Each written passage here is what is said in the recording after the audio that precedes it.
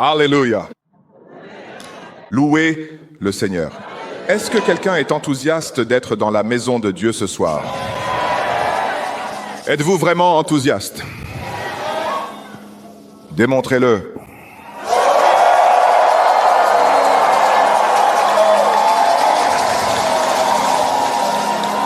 Alléluia.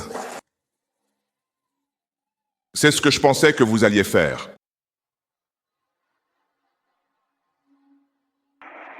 Alléluia.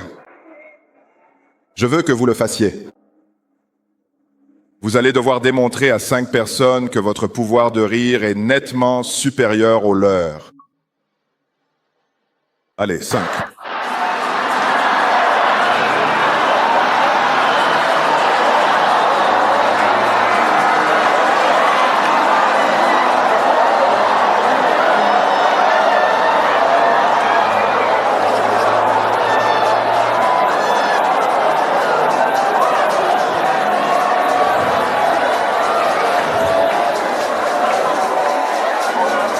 Alléluia. Louez le Seigneur. Vous savez ce dont le Seigneur m'a parlé? Vous savez, la Bible dit que le royaume de Dieu, c'est la justice, la paix et la joie. Donc en réalité, c'est la justice, la paix et le ha-ha-ha. Est-ce que cela a du sens? Et puis le Seigneur m'a montré que si tu n'es pas établi dans la justice, tu ne peux pas jouir de la paix. Et si tu ne commences pas à couler dans la paix, tu n'as pas la vraie joie. Donc la justice est le fondement de son trône.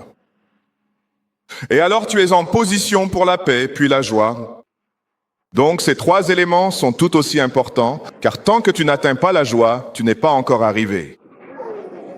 Peu importe combien de versets tu cites, peu importe la puissance de ta prière, si tu n'as pas atteint la joie, tu souffres. Que tu ne souffres pas au nom de Jésus. Maintenant que les cieux, pendant 1 minute, qu'ils entendent ton rire,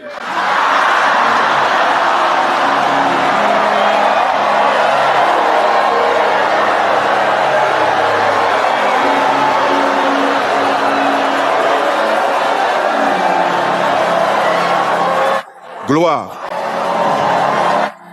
Alléluia.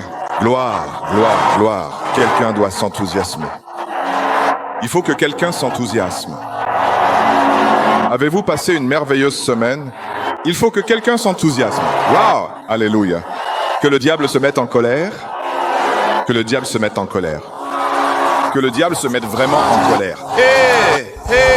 Hé! Hé! Hé! Gloire.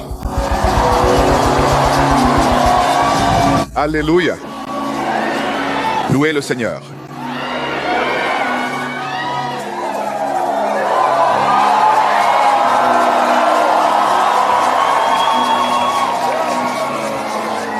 Avant que vous ne vous asseyiez, je tiens à saluer tous les ministres distingués et respectés qui sont présents dans cette assemblée. Je veux apprécier Pasteur Nathaniel Bassi.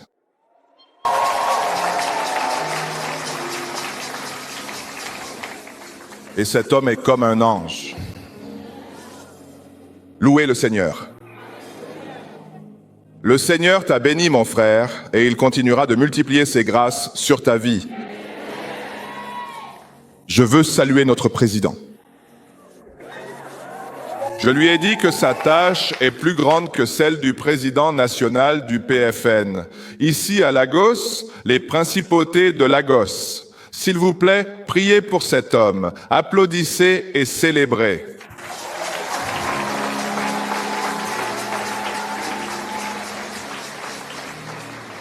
Également, nous avons le pasteur Godman Akinlabi.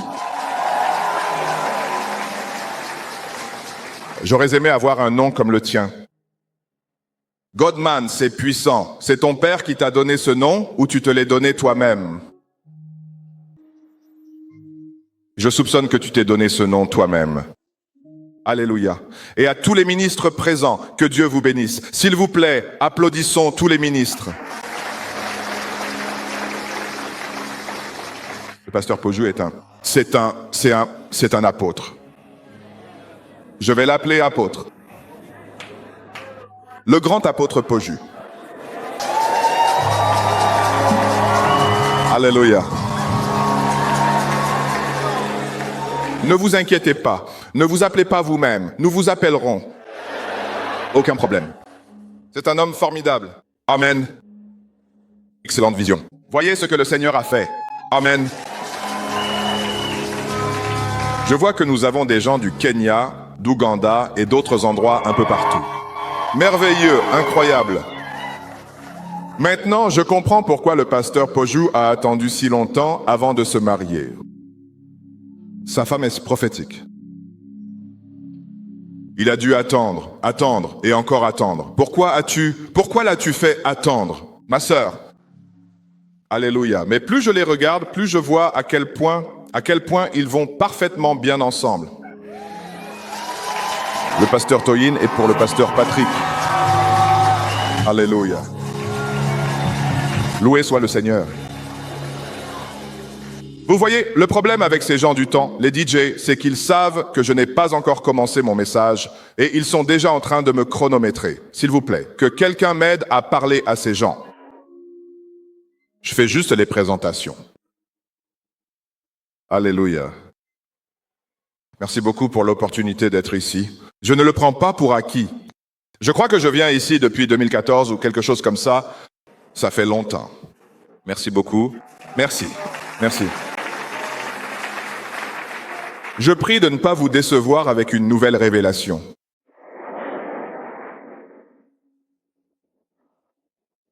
Alléluia. Loué soit le Seigneur. Levons nos mains. Père, nous te remercions. Nous te donnons gloire et louange. Nous nous offrons à toi.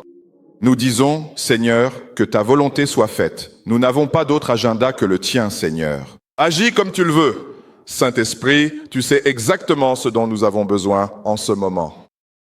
Alors nous nous mettons de côté, nous disons, agis et que tout soit selon ta volonté. Au nom de Jésus, nous ouvrons nos cœurs pour recevoir de toi. Tout ce que vous avez, au nom de Jésus, Amen. Vous pouvez vous asseoir.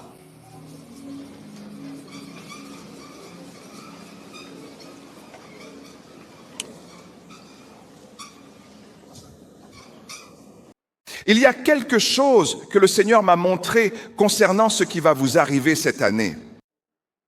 Alors laissez-moi attendre. Je ferai cela à la fin, mais je veux rapidement entrer dans le message à cause du temps. Allons dans Matthieu, chapitre 6, verset 9. Matthieu 6, verset 9. Merci Seigneur. Il est dit, voici donc comment vous devez prier. Notre Père céleste, que ton nom soit sanctifié. Verset suivant. Que ton règne vienne, que ta volonté soit faite sur la terre comme au ciel. En fait, lorsqu'il dit que ton règne vienne, ce qu'il dit réellement, c'est que ton règne revienne. Parce que son royaume était sous la garde du premier Adam. Et le premier Adam a tout gâché et a remis son autorité à Satan. Et ainsi, le royaume a été retiré. Et donc, quand il dit que ton règne vienne, tout le monde comprend. Quand Jésus est venu, Jésus ne serait pas venu si Adam n'avait pas failli. Il est donc venu pour récupérer ou restaurer ce qui avait été perdu lorsque Adam a cédé à Satan. Revenons maintenant à l'Écriture.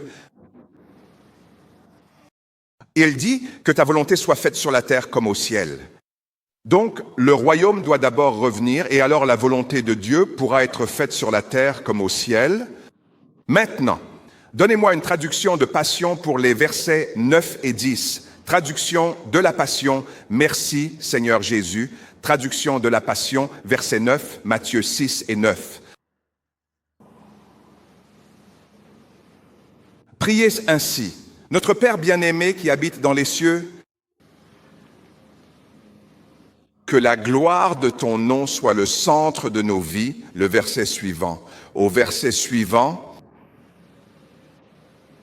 fais venir ton règne et accomplis ta volonté sur la terre comme elle est accomplie dans le ciel. Remarquez qu'il parle en réalité d'une dimension quand il dit que ton règne vienne. C'est un règne, une dimension spirituelle. Il ne s'agit pas de faire descendre une planète spéciale appelée le ciel sur la terre, mais de manifester le domaine de Dieu ici-bas. Non, mais il y a un règne qui s'étend depuis le ciel. Et ce royaume est principalement géré par le Saint-Esprit. Ainsi, en ce moment même, le royaume céleste est présent ici. Nous avons ici le monde naturel, mais il y a un royaume juste là, avec nous en ce moment. La gloire de Dieu est ici. Alléluia. Et cette gloire ici est la même que celle qui est au ciel. Elle s'est étendue jusqu'ici. Les anges sont ici. Les anges appartiennent au ciel, mais ils sont ici, présents. Parce que le royaume, c'est quoi ? C'est étendu.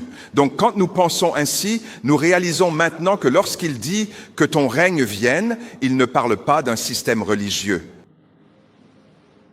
Le christianisme n'est en réalité pas une religion. Ce n'est pas une religion. Le christianisme, c'est Dieu qui vient habiter en nous. Dieu vit en moi. Dans chaque religion, leur Dieu est mort. Le nôtre est vivant. Il a été mort autrefois, mais maintenant il est vivant pour toujours. Alléluia, ce n'est pas une religion.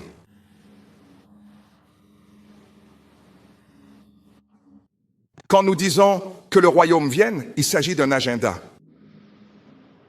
C'est triste que la plupart des chrétiens n'alignent même pas leur vie ou ne comprennent même pas l'agenda de Dieu. Vous savez, nos cousins de l'autre côté, une chose qu'on ne peut pas leur reprocher, c'est qu'ils ont une compréhension claire de leur propre agenda. Ai-je raison ? Nous ne savons même pas pourquoi nous sommes ici. Certains d'entre nous pensent que nous sommes ici pour construire une belle maison. Amen ? Certains de mes frères de l'Est, vous construisez une maison et vous y mettez 40 chambres. Aidez-moi, aidez-moi ! Combien de chambres ? Certaines de ces chambres seront occupées par des rongeurs. Et vous ne le saurez même pas. Certains d'entre vous pensent, combien de voitures achetez-vous ? Alléluia. Donc vous avez toute une liste de voitures dans votre garage. Pourquoi faire ? Ce n'est pas l'agenda du royaume. Dites Amen. Donc, il s'agit d'un agenda, puis il s'agit du royaume. Laissez-moi vous expliquer comment ces deux choses sont liées. Le règne soutient l'agenda. Si vous n'avez pas la manifestation du règne, vous aurez du mal à propager l'agenda du royaume de Dieu. Maintenant, laissez-moi le dire de façon très simple. Vous savez, nos cousins, leur agenda, c'est la domination. Le nôtre aussi, c'est la domination. Mais pas par l'épée. Dites Amen. Nous gagnons le cœur des gens, puis nous transformons leur esprit et ensuite nous les relâchons, nous les rendons capables par le Saint-Esprit. Et ensuite, ils partent et provoquent la réforme dans les nations. C'est comme ça que nous faisons. Amen. Mais nous avons une violence spirituelle qui est capable de vaincre la violence physique. Il y a quelqu'un ici avec moi. Et si nous apprenons à utiliser cette violence, même la violence physique n'a aucun moyen de résister à notre puissante force. Dites Amen. Très bien, donc je veux parler de la dimension du royaume. Si vous allez avec moi dans Colossiens chapitre 1, verset 13. Colossiens 1 et 13.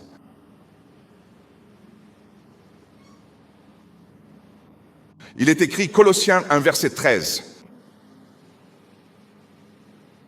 Il nous a délivrés du pouvoir des ténèbres et nous a fait entrer dans le royaume du Fils de son amour. Maintenant, donnez-moi la traduction personnelle. Il nous a complètement sauvés du règne tyrannique des ténèbres et nous a transformés en quoi ? Le règne de son Fils bien-aimé. Maintenant, donnez-moi le verset 16. Verset 16. Car c'est par le Fils que tout a été créé, aussi bien dans le règne céleste que sur la terre. Alors, qu'est-ce qu'il dit ? Les dimensions dont nous parlons, n'est-ce pas ? Les dimensions dont nous parlons, quand nous disons la première dimension, la deuxième, et tout cela, ont été créés par Dieu. D'accord ? Ainsi, il est écrit, créé à la fois dans la dimension céleste et sur la terre. Tout ce qui est visible et invisible, n'est-ce pas ? Chaque siège du pouvoir, chaque domaine de gouvernement, chaque principauté, chaque autorité, tout a été créé par lui et pour son dessein. Verset suivant, verset 1. Il existait avant toute création et désormais tout trouve son accomplissement en lui. Amen, très bien. Alors laissez-moi vous parler un peu de physique. Combien d'entre vous ont réussi l'examen de physique? Ne vous inquiétez pas, ne vous inquiétez pas, n'y pensez même pas, n'y pensons même pas, n'allons pas jusque-là. N'allons pas jusque-là. Je veux parler de véritables dimensions, car c'est précisément ce qu'est une dimension. C'est en effet une vaste et importante dimension. Un règne est une dimension de la réalité et de l'existence. Vous avez donc tout d'abord une dimension zéro. Zéro.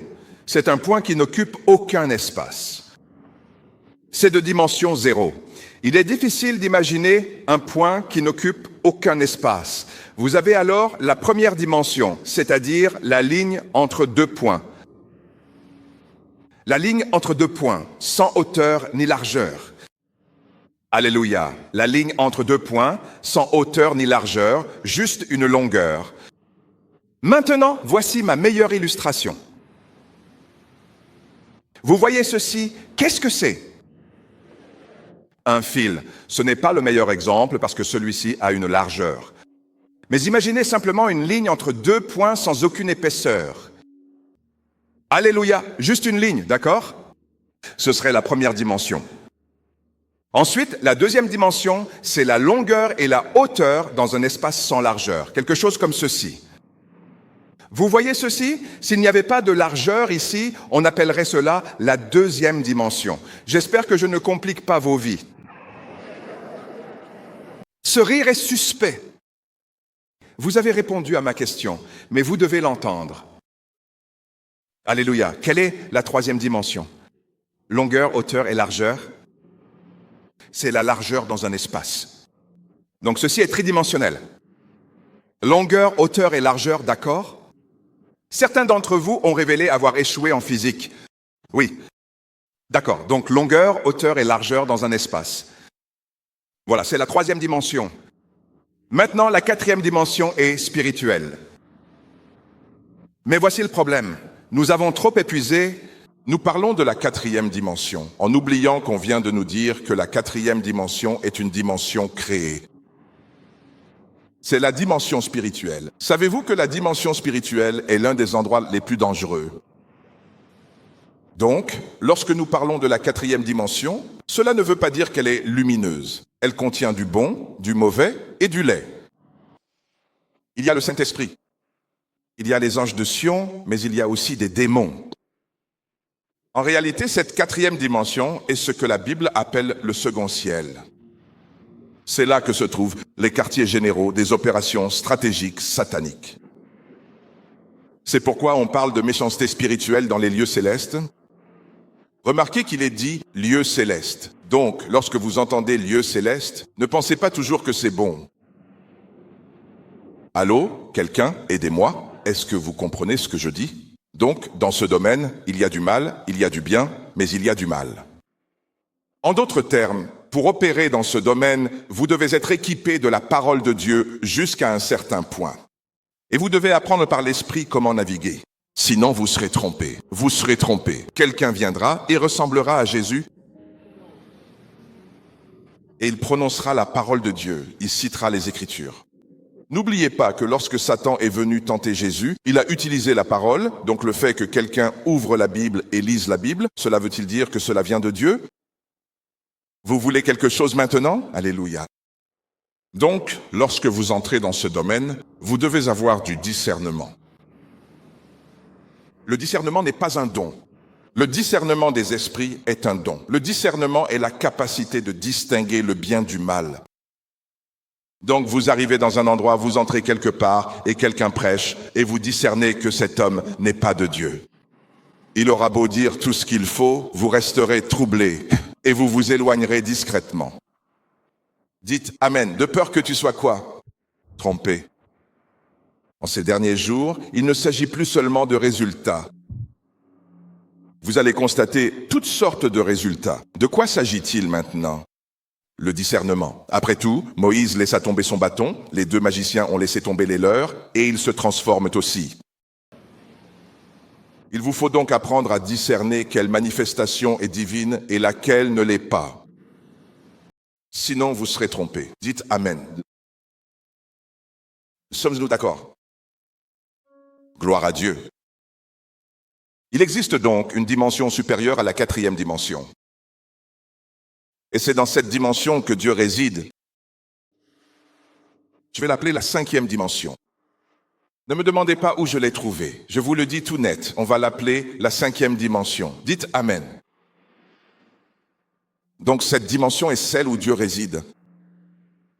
C'est là que se trouve son trône éternel. Nous allons l'appeler la dimension divine de Dieu. La dimension de Dieu, le royaume céleste de Dieu, le royaume de la divinité suprême, le royaume de la gloire supérieure, le royaume de la lumière éclatante et de la vie divine, le royaume de la sagesse divine, le royaume de la justice, de la paix et de la joie, le royaume de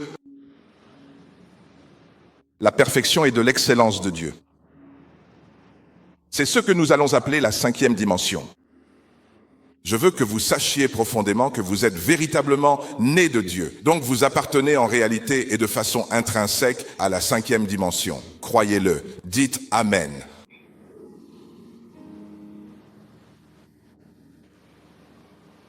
C'est donc de cela que je veux parler. Dans cette cinquième dimension, il n'y a pas de conflit. Chaque fois que vous trouvez du conflit, vous n'opérez plus dans la cinquième dimension. Le conflit, faites attention, le conflit est en réalité la présence manifeste des démons. C'est ce que c'est. Et c'est pourquoi toute mauvaise chose peut arriver, tout mal peut se produire. Quand vous rencontrez un conflit, dès que vous le remarquez, éliminez-le. Si vous ne pouvez pas l'éliminer sur place, éloignez-vous de cet endroit, car tout peut arriver là-bas. Dites Amen. Dans la cinquième dimension, il n'y a pas de conflit, il n'y a pas de peur. Lorsque vous êtes dans la peur, savez-vous que si un ange vient vous rendre visite et que vous avez peur, il se retirera. Il vous dira, n'aie pas peur, aucune crainte. N'aie pas peur, n'aie pas peur. Si tu restes dans la peur, il partira. Il ne peut pas agir dans la peur. Et Dieu ne veut pas t'effrayer. Amen. Dans la cinquième dimension, il n'y a pas de mort. Nous devons donc apprendre à arrêter de parler de la mort. Nous sommes tellement habitués aux conversations de ce monde que nous ne réalisons pas que les moments de conversation sont des moments de combat. Car c'est là que tu baisses ta garde. C'est là que le diable vient, entre en conversation et te pousse à des déclarations irréfléchies. C'est comme ça que nous mourrons tous. Je ne mourrai pas avec vous. Hey, quelqu'un! Si tu veux mourir, meurs, mais ne nous entraîne pas tous dans la mort. Les conversations, surveillez-les à chaque fois que vous en avez, surtout avec des proches ou de bons amis, de vieux amis. Soyez prudents, parlez moins, ils essaieront de vous pousser à parler davantage. C'est parce que tu es devenu pasteur maintenant, c'est parce que tu es né de nouveau maintenant, peu importe.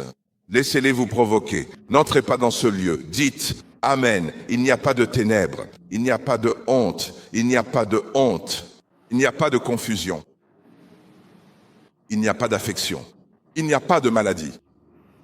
Il n'y a pas de faiblesse. Il n'y a pas de pauvreté dans le royaume de Dieu. Amen.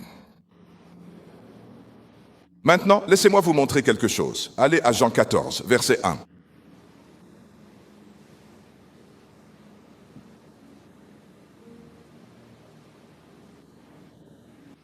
Jean 14, verset 1.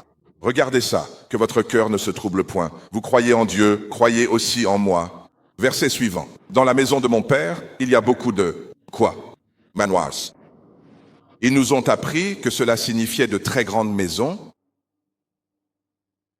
Et c'est ce que j'ai longtemps pensé. Et cela peut affecter votre foi. Si vous pensez... Eh bien, si je n'ai pas droit à une grande demeure ici-bas, j'en aurai une au paradis. Par ailleurs, toute cette histoire n'a rien à voir avec les manoirs. Rien du tout. Retournez à ce passage des Écritures. Alléluia. Dans la maison de mon Père, il y a beaucoup d'endroits.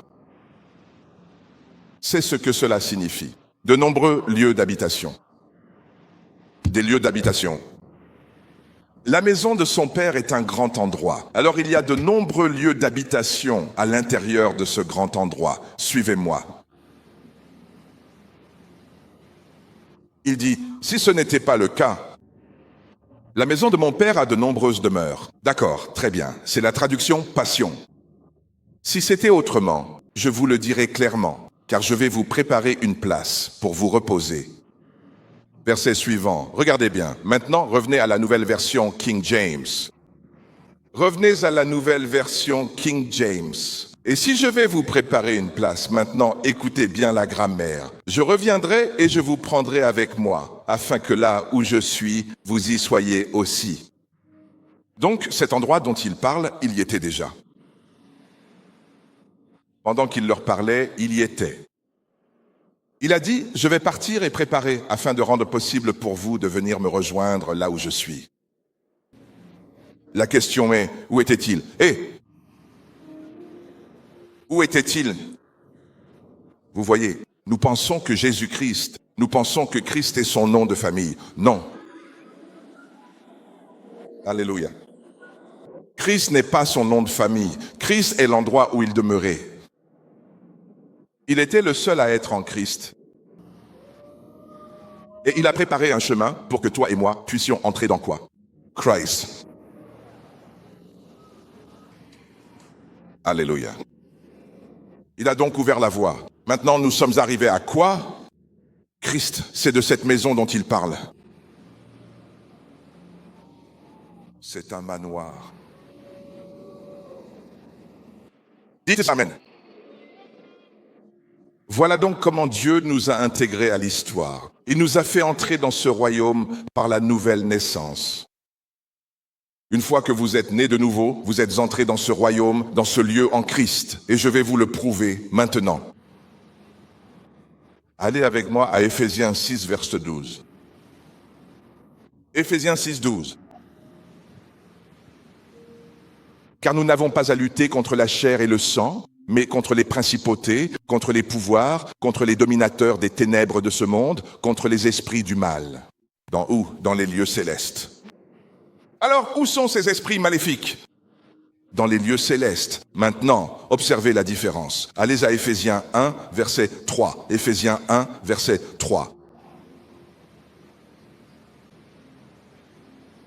Béni soit le Dieu et Père de notre Seigneur Jésus-Christ, qui nous a bénis de toute bénédiction spirituelle. Où ça? C'est là la différence. Vous avez des lieux paradisiaques. Puis vous avez des lieux célestes en Christ. Alléluia. Et la distance est grande. Parce qu'on nous dit que les lieux célestes sont bien en dessous de nous. Donc nous sommes bien au-dessus. Alors pourquoi disent-ils loin? Parce qu'ils parlent de dimension. Parce que ce n'est pas seulement géométrique, ce sont maintenant des dimensions. Lorsque vous atteignez les lieux célestes en Christ, vous avez quitté la dimension du 4e royaume. Vous êtes entré dans la 5e dimension. Dites Amen. Nous sommes donc au-dessus du monde spirituel. Ne vous limitez pas au monde spirituel. Nous devons opérer d'en haut, pas au même niveau. Ils ne sont pas nos égaux. Dites Amen. Satan est votre inférieur. Alléluia. Jésus est au niveau 4. Nous sommes au niveau 5. Et il y a une grande distance entre le niveau 4 et le niveau 5. Quelle est la distance? Dimension. Il existe une distance dimensionnelle entre le niveau 5 et le niveau 4. Regardez le verset 20, où il est question de l'ascension de Jésus et du moment où il est monté au ciel, verset 20 du même chapitre. C'est en Christ qu'il a vécu lorsqu'il l'a ressuscité des morts et l'a fait asseoir à sa droite dans les lieux célestes. Bien au-dessus. Vous avez donc deux références à la 5e dimension. Les lieux célestes en Christ et puis les lieux célestes bien plus haut. C'est aussi une référence aux lieux célestes en Christ. Lorsque l'expression « lieu céleste » est utilisée seule, à quoi fait référence? Le monde des esprits, qui n'est pas un endroit agréable. Amen. Vous êtes donc censé vous asseoir où? Dans les lieux célestes en Christ, qui est un endroit agréable. Dites à votre voisin que nous sommes arrivés dans un endroit agréable. Éphésiens 2:1, LSG rapidement. Éphésiens 2, verset 1. Vous étiez morts par vos offenses et par vos péchés, dans lesquels vous marchiez autrefois, selon le train de ce monde, selon le prince de la puissance de l'air, de l'esprit qui agit maintenant dans les fils de la rébellion. Verset suivant. Nous tous aussi, nous étions de leur nombre, et nous vivions autrefois selon les convoitises de notre chair, accomplissant les volontés de la chair et de nos pensées, et nous étions par nature des enfants de colère, comme les autres. Verset suivant. Mais Dieu qui est riche en miséricorde, à cause du grand amour dont il nous a aimés, nous qui étions morts par nos offenses, nous a rendus à la vie avec Christ, c'est par grâce que vous êtes sauvés. Verset suivant. Et il nous a ressuscités ensemble et nous a fait asseoir ensemble. Où ça? Dans les lieux célestes en Christ. Ce n'est pas la 4e dimension, c'est au-dessus. Nous sommes assis dans un royaume divin. Dites Amen. Tout ce que j'ai dit jusqu'à présent, c'est mon introduction. Maintenant, laissez-moi commencer mon message. Loué soit le Seigneur. Maintenant, laissez-moi vous dire ceci. Dans cette 5e dimension, la plus haute autorité, c'est la parole de Dieu. Aucune contradiction n'est tolérée. C'est pourquoi la bouche de Zacharie a été fermée. Parce que ce qui allait se produire était un miracle de la 5e dimension. S'il avait parlé, il l'aurait compromise. Mais quand il est venu vers Marie, une fois qu'ils m'ont expliqué, qu'a-t-elle dit? Qu'il me soit fait selon ta parole. Et l'ange, à mon avis, m'en a été plutôt impoli. Il n'a pas dit au revoir. Dès qu'il a entendu ce qu'elle a dit, il est juste parti. Il était trop excité pour dire « Waouh, merci madame, merci, on se reverra plus tard ». Il ne l'a pas fait. Il savait qu'il avait, que c'était fait. Loué soit le Seigneur. Alignement avec la parole de Dieu. Alignement avec la parole de Dieu. C'est ainsi que l'on évolue dans la 5e dimension. Tout ce que Dieu dit, c'est définitif. Mon opinion n'a pas d'importance. La tienne non plus. Je m'en fiche. Je me fiche de ce que tu ressens. Si ce n'est pas le cas, écoute, à un moment donné, arrête de te sentir mal et aligne-toi avec la parole de Dieu. Tu peux pleurer, pleurer et pleurer jusqu'à te déshydrater. Jusqu'au jour où tu décides, tu sais quoi Seigneur, d'accord, quelle est ta parole pour moi? Alors tu pourras te relever, sinon tu pleures juste pour rien. Dis Amen, gloire à Jésus. Maintenant, laissez-moi je vais vous donner 2 prérequis pour prêcher dans la 5e dimension. Je vous en donne un aujourd'hui, je vous en donnerai un demain, d'accord? Le premier, c'est la bonne conscience. Tu dois penser correctement. Tu vois, peu importe combien de principes on t'enseigne, si tu n'apprends pas à penser correctement, tu ne peux pas agir correctement si tu ne penses pas correctement. Dis Amen. La bonne conscience est une conscience enracinée dans les réalités du royaume. Et nous devons fonctionner avec cette conscience dans la 5e dimension. Nous devons, par exemple, fonctionner avec la conscience de notre vraie nature. La raison pour laquelle nous pouvons nous déplacer dans la 5e dimension est que nous sommes nés de Dieu. Nous possédons une nature que la 5e dimension ne rejettera pas. Telle est la nature de Dieu. Et cette nature est en réalité la nature juste de Dieu. Allez à 2 Corinthiens 5, verset 17. 2 Corinthiens 5 et 17.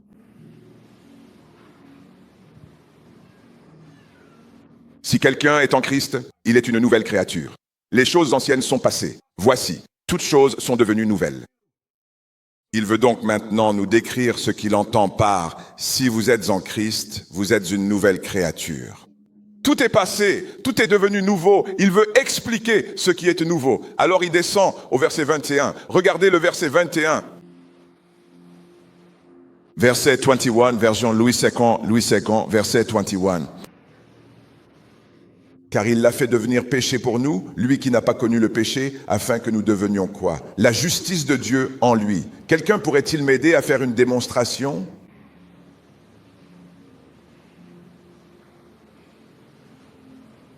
Comment t'appelles-tu? Benjamin. Êtes-vous né de nouveau?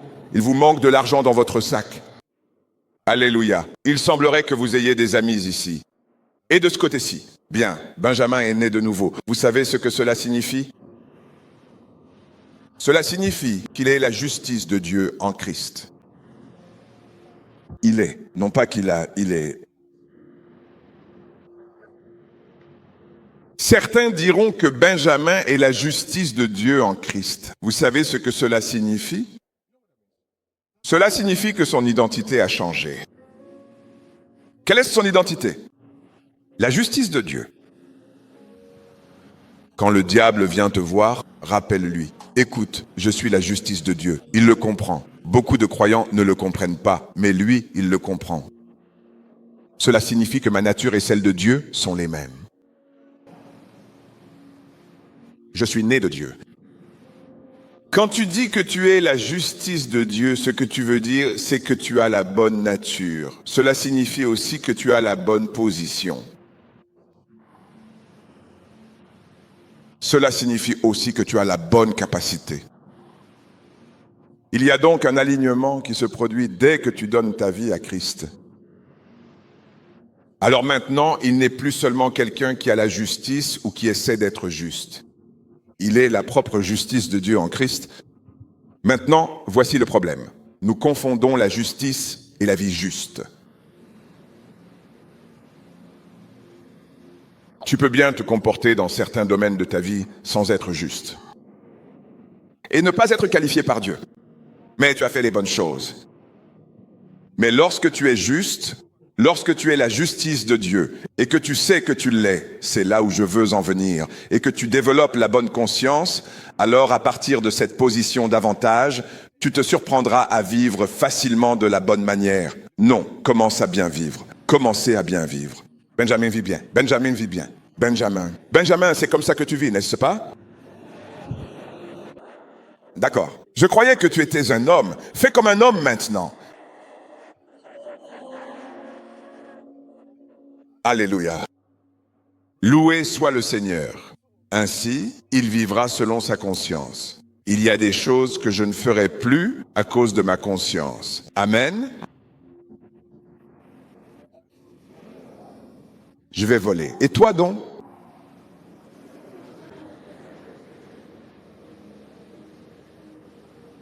Y a-t-il des voleurs dans la maison?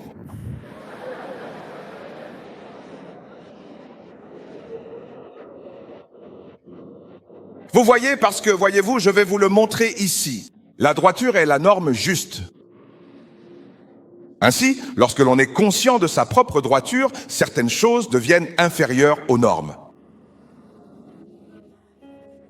Est-ce que cela vous paraît logique? Le péché est de qualité inférieure. Mentir est indigne. La fornication est indigne. Amen. L'homosexualité est plus que médiocre.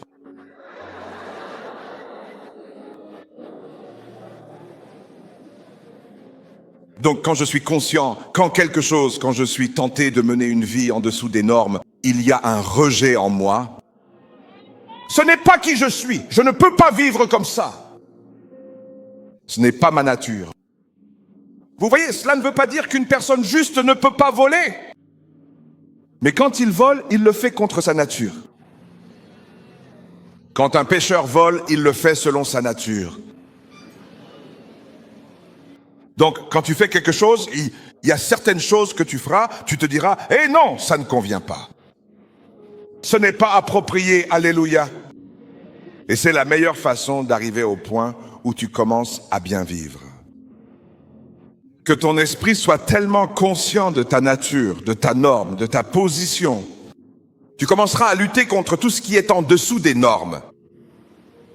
Alléluia. Benjamin, merci. Merci. Mais reste à proximité. Restez tout près. J'aime sa façon de sourire. Ah! D'où vient ce « oh » ? Je l'entends depuis environ 2 ans. Avant cela, je ne l'entendais pas. Oh. D'où? Wolfpack. Oh.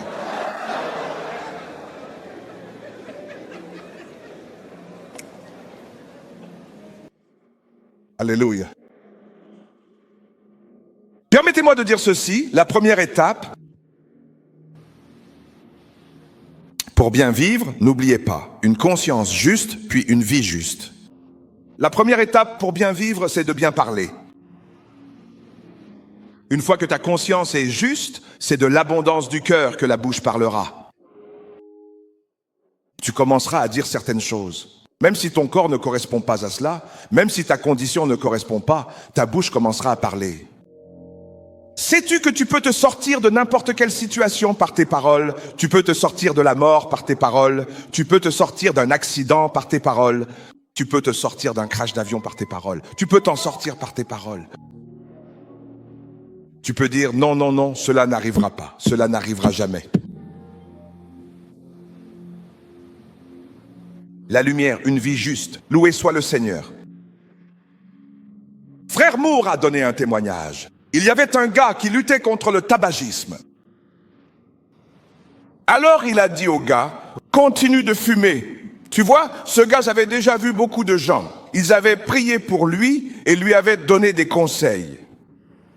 Et donc, quand il est arrivé chez Frère Moore, il s'attendait à la même chose. Alors, l'homme lui a dit, non, ne t'arrête pas de fumer. Continue de fumer. Le gars s'était choqué. Il a dit, fume donc! Mais il dit, fais ceci chaque jour, surtout quand tu prends une cigarette. Donc, il a dit, dis, je suis la justice de Dieu en Jésus-Christ.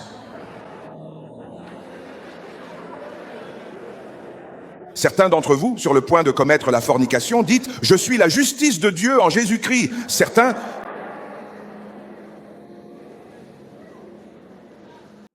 D'entre vous, mesdames, si votre patron essaie de faire quelque chose, dites « Je suis la justice de Dieu en Jésus-Christ ». Il s'enfuira.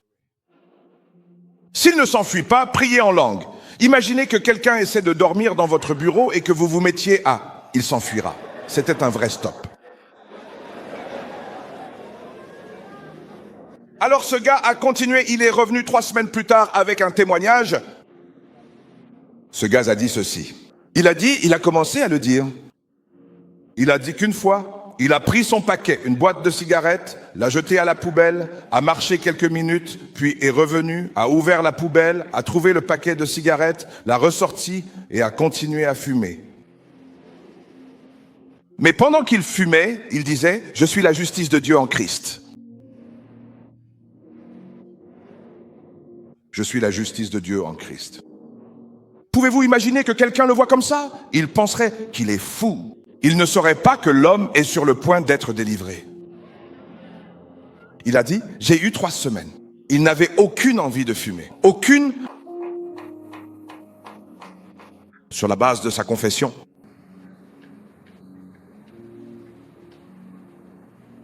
Alléluia. Parler correctement vous donnera le pouvoir de bien vivre. Parler justement vous donnera le pouvoir d'agir correctement. Amen. Nous devons donc nous établir dans la justice. Il est nécessaire d'être établi dans la droiture si nous voulons naviguer dans la 5e dimension. Car il y a une confiance qui découle du fait de savoir que l'on est la justice de Dieu en Christ.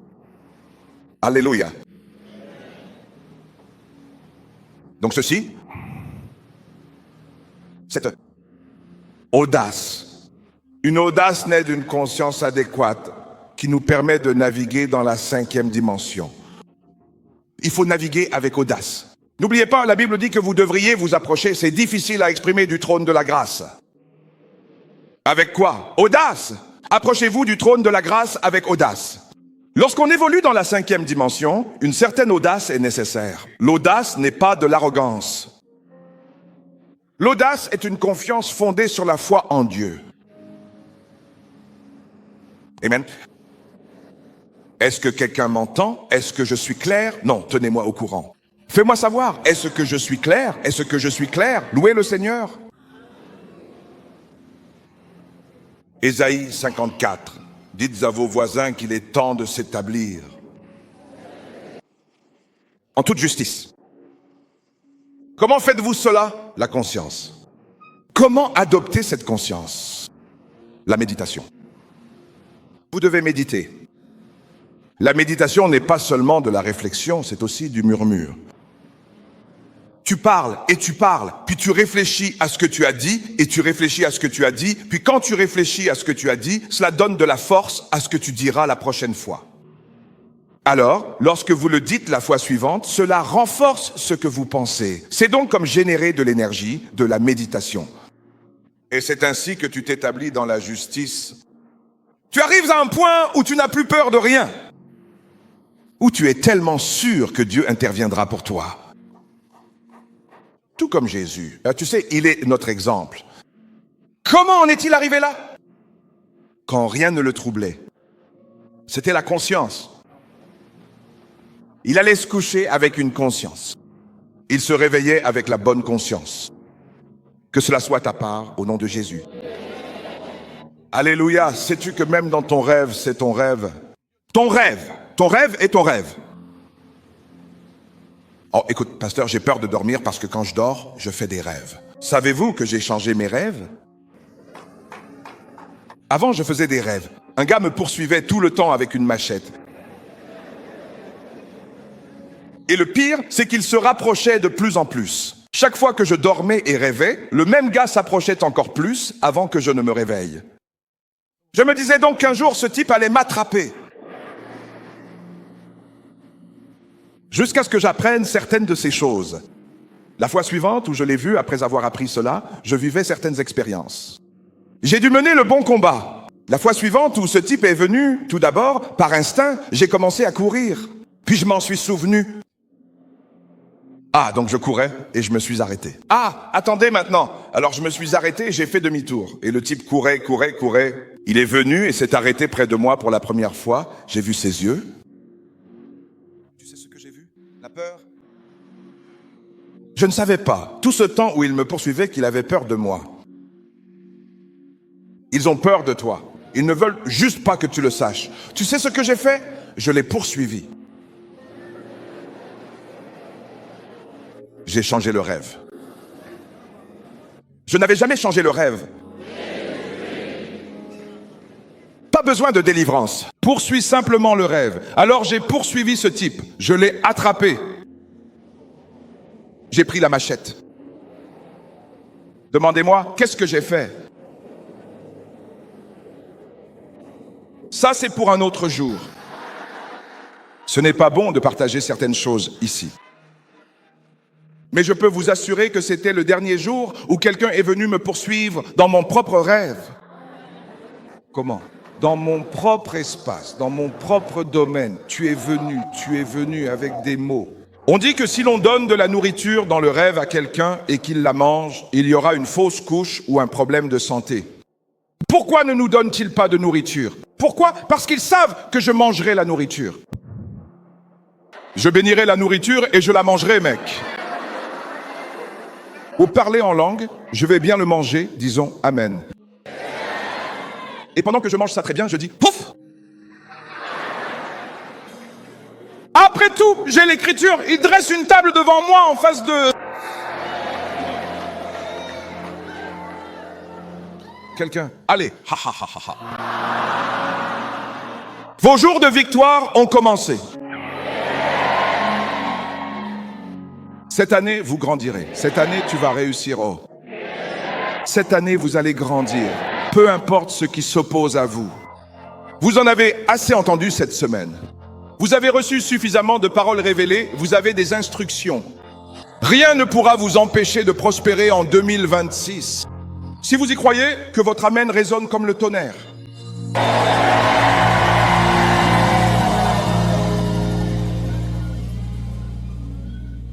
Revenons à Isaïe, pour finir faute de temps. Isaïe 54, verset 14. Établi dans la justice. Que quelqu'un dise, je suis établi dans la justice. Verset 14. Regarde ceci. Dans la justice de Dieu, que deviendras-tu? Merci. Voilà ce qui est censé se passer. Cette prophétie nous concerne. Isaïe 53 parle de l'œuvre rédemptrice du Christ. Isaïe 54 décrit les conséquences de la rédemption après la rédemption. Que se passe-t-il ensuite? C'est pourquoi il commence par crie, chante aux femmes stériles, parce que c'est après la rédemption. Donc c'est le moment de chanter. En marchant, ris et chante. Non, ne sois pas sec. Donne-moi l'écriture. Dans la justice, tu seras établi, tu seras loin de quoi? Loin de quoi? Car tu ne craindras pas. Tout cela repose sur quoi? Être établi dans la justice et loin de la terreur, car elle ne s'approchera pas de vous. La terreur ne s'approchera pas de vous. Pourquoi? Parce que ta parole est établie dans la justice. Verset suivant. Oui, ils se rassembleront sûrement, mais pas à cause de moi. Tu vois, Dieu est très intéressant. Il veut que vous le sachiez, parce que nous aimons lui en attribuer la faute. Dieu dit, ils viendront, ce n'est pas moi qui les envoie, mais ils se rassembleront. Si je viens et que je prophétise, ils ne se rassembleront plus jamais contre toi. C'est un mensonge, alors laissez-moi prophétiser. Ils se rassembleront contre vous. Oui, cela arrivera. Ce n'est pas une mauvaise confession, c'est la réalité. Ils arrivent. Mais quand ils viendront, ils tomberont. Je dis, quand ils viendront, ils tomberont. Mais ils viendront, tant que tu respires, ils viendront. Allons-y. S'il vous plaît, donnez-moi un verset. Il dit, non, pas ça. Verset 17. Verset 17, verset 15, verset 15. Nous passerons ensuite à 17. En effet, ils se rassembleront assurément, mais pas à cause de moi. Quiconque s'assemble contre vous subira quoi? La chute. Où est Benjamin? Benjamin, viens, s'il te plaît. C'est puissant. Il est dit, donnez-moi les Écritures. Regardez ça, il est écrit, quiconque se rassemble contre vous tombera. La plupart d'entre nous pensent qu'il a dit, tombera à cause de moi. C'est pour Dieu. Non. Tombera pourquoi? Pour vous. Pourquoi? Parce que vous êtes la justice de Dieu en lui. Donc vous êtes sa représentation sur la terre. Alors ils viendront, verront cette nature et tomberont. Vous êtes toujours avec moi ici? Verset suivant. Quiconque se rassemble. Oui, verset 17. Aucune arme formée contre vous ne prospérera. Vous comprenez le contexte maintenant? Quel est le contexte? Établi dans la justice. Aucune arme forgée contre toi ne prospérera. Toute langue qui s'élève contre vous en jugement, Dieu la condamnera. Dieu condamnera? Non. Vous! Pourquoi? Parce que vous êtes établi dans quoi? Dans la justice de Dieu. C'est votre parole qui les poussera. Lorsque vous parlez en partant de cette conscience, c'est comme si c'était Dieu qui parlait, et ils le savent. Laissez-moi terminer cette écriture. Voilà l'héritage. L'héritage de quoi? Les serviteurs du Seigneur. Et leur justice, c'est quoi? Pour moi, donc il s'adresse à nous. Alors ils viendront, mais ce n'est pas grave. Il suffit d'avoir la bonne conscience et il n'y a ni peur ni terreur. Vous ne serez pas opprimés. Et alors vous prononcerez la parole. Merci, monsieur.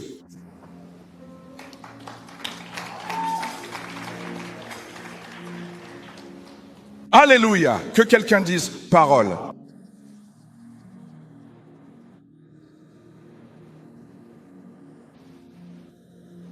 Vite, laissez-moi lire Romains 10. Romains 10? Non, laissez-moi faire. Par manque de temps, je vais sauter ça. Le livre des Proverbes, chapitre 28, verset 1. Proverbe 28, verset 1. Le méchant prend la fuite sans qu'on le poursuive. Ils n'entendront qu'un seul son. Venez!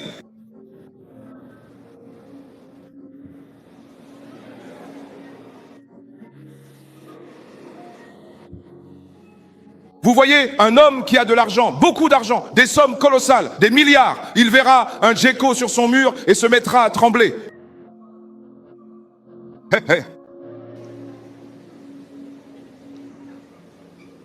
Amen. Mais pas vous maintenant. Dites, pas moi. Même quand l'avion fait pof, pof, pof, pas vous. Amen. Vous ne le ferez jamais. Vous ne mourrez jamais dans un accident d'avion. J'espère que vous me croyez. Je vais le répéter 2 fois. Vous ne mourrez jamais dans un accident d'avion. Vous ne mourrez jamais dans un accident d'avion. Vous vivrez longtemps. Vous terminerez votre devoir. Écoute, quand votre temps sera écoulé, vous partirez. Amen. Vous ne serez pas une victime. Vous partirez triomphalement.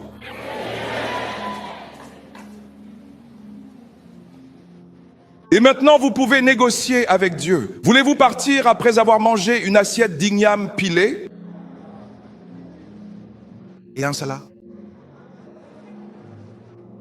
Combien d'entre vous savent ce qu'est un salat? Un salat. Hé, t'as raté la moitié de ta vie. Un salat, je suis désolé. Recule. J'ai fini. Les méchants fuient quand personne ne les poursuit, mais les justes sont audacieux. Vous savez, un éléphant vient boire de l'eau. Souvent, le lion arrive au milieu, se penche et boit aussi. Il ne tiendra pas compte de la taille de ceux qui l'entourent. Et quand ils le voient, ils reculent et vont ailleurs.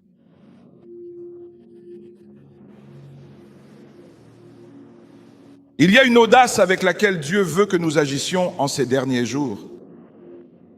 Alors, le Seigneur m'a donné une vidéo. Vous savez, il y a des vidéos que le Seigneur met entre vos mains. J'ai dit, Seigneur, merci, car je méditais justement sur ce sujet. Et le Seigneur a fait tomber cette vidéo entre mes mains. Je veux que vous regardiez. C'est juste une vidéo de 2 minutes. Alors regardons-la simplement. Merci de patienter avec moi. Mais c'est très intéressant. Pouvez-vous passer cette vidéo pour moi, s'il vous plaît ?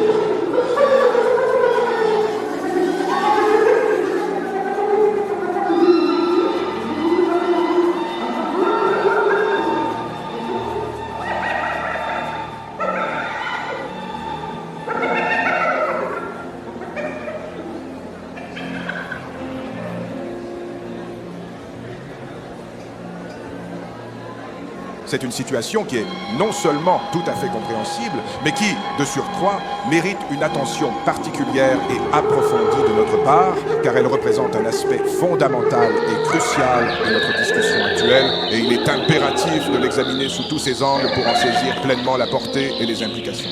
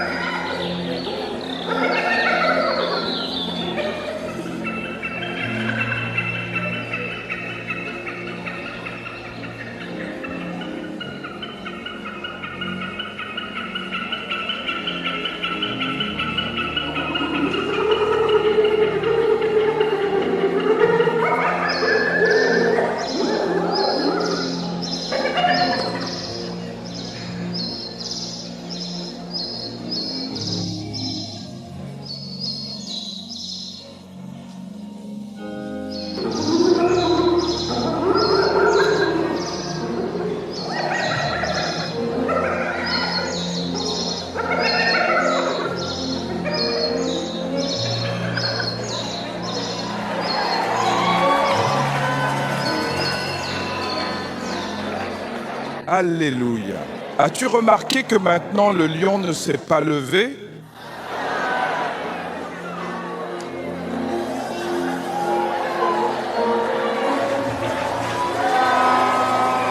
Alléluia.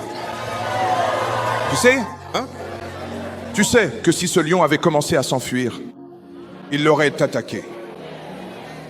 L'audace était trop énorme. Quand l'ennemi vient contre toi, c'est une guerre psychologique et stratégique. Parce qu'il va t'évaluer.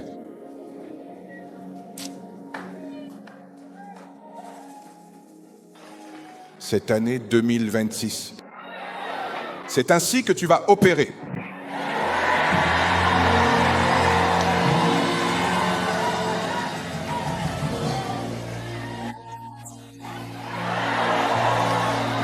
Alléluia.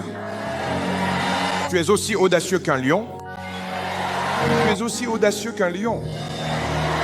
Écoutez, le Seigneur m'a donné une instruction. J'ai des paroles prophétiques que je partagerai demain, faute de temps. Mais laissez-moi faire, pour le dire ainsi. Je veux que vous vous leviez.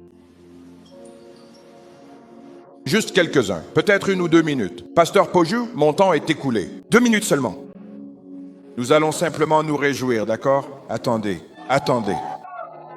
Et le Seigneur dit que lorsque vous vous réjouissez, des miracles se produisent. Des miracles se produiraient. Ce sera tellement facile. Vous allez simplement danser, danser, danser. Soudain, vous remarquez que quelque chose a disparu. Vous savez quoi? Je vais faire ça rapidement. Permettez-moi de vous donner les choses. Le Seigneur m'a parlé rapidement, n'est-ce pas? Une séparation. La séparation est déjà en cours. Écoutez, écoutez. Cette séparation risque de ne pas être agréable. Il y a certaines personnes que Dieu doit écarter, mettre de côté. Il le doit. Et puis, il y a des personnes qui ne peuvent pas entrer dans votre vie, tant que celles-ci ne sont pas parties. Donc, vous pourriez être sentimental. Il pourrait même s'agir de certains membres de la famille. Mais le Seigneur me l'a montré clairement. La séparation divine a déjà commencé. Elle va vous positionner pour de nouvelles connexions divines en 2026. Et ces connexions vous aideront à vous épanouir. Votre vrai moi va se révéler. De grandes délivrances sont en train d'avoir lieu. Et même d'ici la fin janvier, vous remarquerez qu'il y a certaines zones de servitude avec lesquelles vous vivez depuis un certain temps. Vous vous êtes demandé si elles partiraient un jour. Et vous verrez, par la puissance du Tout-Puissant, qu'elles auront disparu. Écoutez, pour certains d'entre vous, c'est la colère. La colère. Pour certaines personnes, votre colère vous a fait trébucher. Vous êtes passé tout près d'un gros, mais la colère chez certains d'entre vous, c'est de la haine. Certains d'entre vous, c'est la peur. Certains d'entre vous, c'est l'orgueil. Pour certains, c'est la convoitise. Cette convoitise doit disparaître. J'ai dit qu'il devait mourir. Et tout cela affecte votre prospérité. Alors le Seigneur m'a dit, plusieurs personnes sont en train d'être délivrées de l'esprit de dépression et de suicide. Certains d'entre vous sont fatigués, vous vous sentez fatigué, vous êtes fatigué. Vous dites, Seigneur, j'ai essayé. Le Seigneur dit, ne t'inquiète pas, n'abandonne pas. Il agira pour toi. 2026 porte ton nom. Puis j'ai vu de grandes portes, d'immenses portes s'ouvrir. Cela commencera dans 6 semaines. Des portes qui te positionneront pour l'agenda du royaume. Ensuite, j'ai vu des opportunités étranges pour une influence stratégique. J'en ai vu certains. C'était pour une personne en particulier. J'ai vu un hélicoptère. Soit tu vas en acheter un, soit tu vas en louer un.